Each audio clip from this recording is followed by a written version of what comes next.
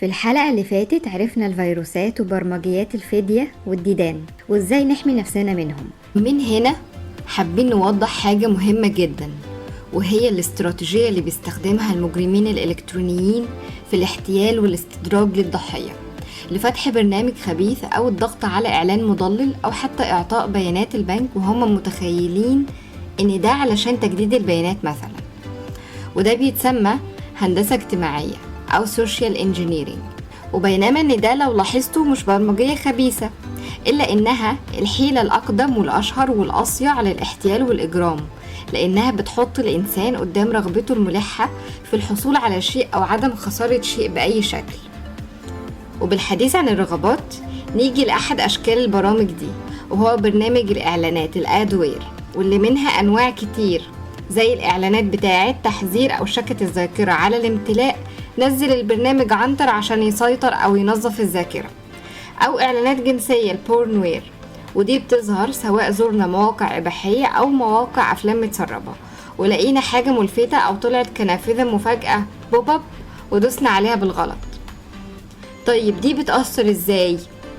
إما بتعرض إعلانات بشكل مكثف على الجهاز بشكل غير رضائي مني، أو بتروج لمحتوى مش حقيقي، وبالتالي بتؤدي لخداع ممكن مادي زي إعلانات كسبت معانا 10,000 جنيه، وده ممكن يحصل على الموبايل وعلى الكمبيوتر زيه زي الباقي.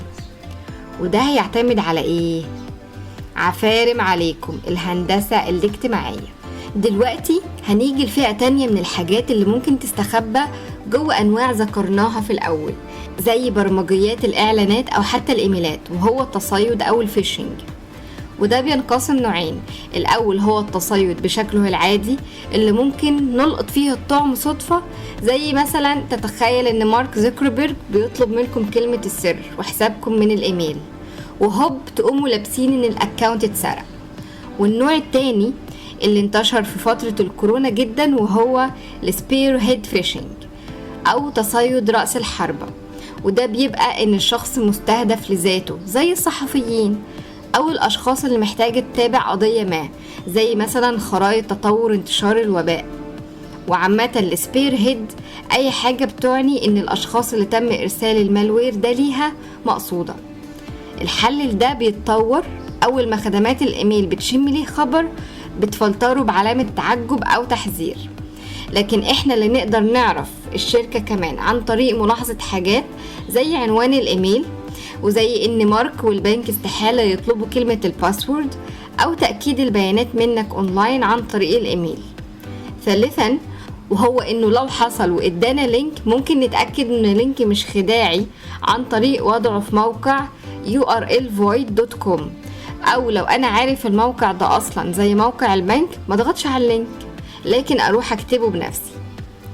ده يقول لنا قد ايه لحظات بسيطة بتفرق بين اننا نملك السلطة على بياناتنا وجهازنا، واننا نسلم كل ده لمجرمين بيانات. اللينكات الخداعية دي ممكن تكون مش بس سمة من سمات التصيد، لكن الطريقة اللي ندخل لنفسنا بيها برامج تجسس او السباي وير. برامج التجسس هي فئة كاملة من انواع كتير، منها اللي قلنا عليه ده، ومنها برامج بتتباع للحكومات علشان تراقب اتصالات المواطنين، ومنها اللي بيتباع برضو علشان الأشخاص تراقب بعضيها زي السبيس وير، واللي ممكن عن طريقها الطرف المجرم يراقب كل حركة على الكيبورد، بالتالي يقدر يعرف باسوردات الحسابات، يفتح الكاميرا والمايك بدون ما المستخدم حتى يبقى داري. في كذا حل لده، بالإضافة لمضاد المالوير إننا نحط لاصقة على كاميرات الأجهزة، أو لو هنقول كلام مهم ممكن نحط طرف أوجز في مكان السماعات ويكون السلك مقطوع. اننا كمان ما نسيبش اجهزتنا في مكان مش مضمون بعيد عن عيوننا. نستخدم البيت ووردن لكلمات السر علشان محتاجش اكتب كلمة السر بالزراير. اني احط كلمة سر جيدة على اجهزتي. التجسس كمان ممكن يحصل عن طريق استخدامنا شبكة الانترنت العامة زي اللي في المطارات، الجامعة، المحطة، الكافيه وخلافه، ودي بتسمح اما المعتدي بيتجسس على الاتصالات لأي جهاز داخل على الشبكة دي. والاعتداء ده بيتم عن طريقة التوأم الشرير Evil Twin Attack، واللي بتخلق شبكة وهمية مماثلة للواي فاي بتغطي على الشبكة الحقيقية ومجرد ما أدخل عليها بكون وقعت فريسة.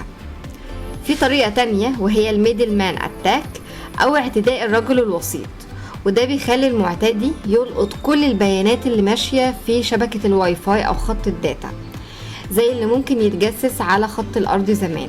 طيب ده نلاحظه ازاي؟ ببساطة مش دايما ده هيحصل، لكن هنلاحظ اننا ممكن نكون فصلنا عن الانترنت فجأة وطلعت شبكة جديدة اسمها مشابه ومتاحة ومفتوحة، فنقوم داخلين عليها علشان احنا محتاجين نوصل للانترنت بأي شكل. الهندسة الاجتماعية زي ما اتفقنا، وبنسيب الاختيار للتوصيل اوتوماتيكيا.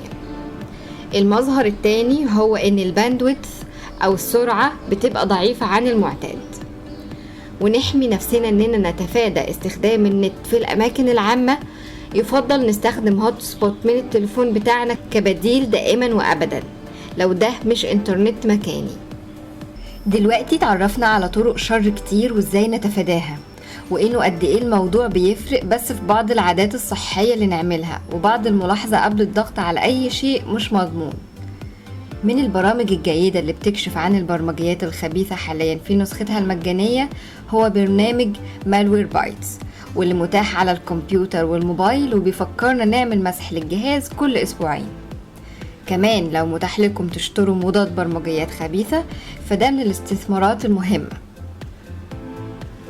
تالت حاجة هي محاولة تفادي البرامج اللي بكراك، عشان الكراك هي خلق ثغرة في الكود بيخلي البرنامج فيه نسبة خطر بسبب الثغرة دي. البرامج مفتوحة المصدر هي بديل سريع وأأمن من الكراك. كمان نعمل مسح بالأنتي فيروس قبل ما ننقل لأجهزتنا أي ملف أو أي حاجة من فلاشات أو إيميلات، ونحدث ونأبديت برامج الفيروسات والمالوير لما تطلب ده، عشان ده بيبقى تحديث لقاعدة البيانات بتاعتها اللي بتشمل أحدث البرمجيات الخبيثة والحماية منها. ممكن كمان ننزل على المتصفح مضادات برامج الإعلانات زي الاد بلوك بلس والبرايفسي بادجر. أخيرا بلاش نستخدم نت عام، ولو اضطرينا لده نبقى عارفين ان اتصالنا ممكن يتراقب ويخترق حتى لو على سبيل التسلية الشريرة. استخدموا هوت سبوت من الموبايل أفضل. كده احنا خلصنا الحماية ضد البرامج الخبيثة الشائعة، ومع الفيديو هنحط روابط البرامج والأدوات اللي اتكلمنا عنها ومقالات عندنا لشرح أكتر. بنفكركم تبعتوا لنا على صفحتنا لو حابين نتكلم عن حاجات بعينها بتواجهوها، وانكم تبعتوا ده لاصحابكم عشان ما يكونوش سبب في نقل برامج خبيثة ليكم أو لأنفسهم. نشوفكم في كبسولاتنا الجاية.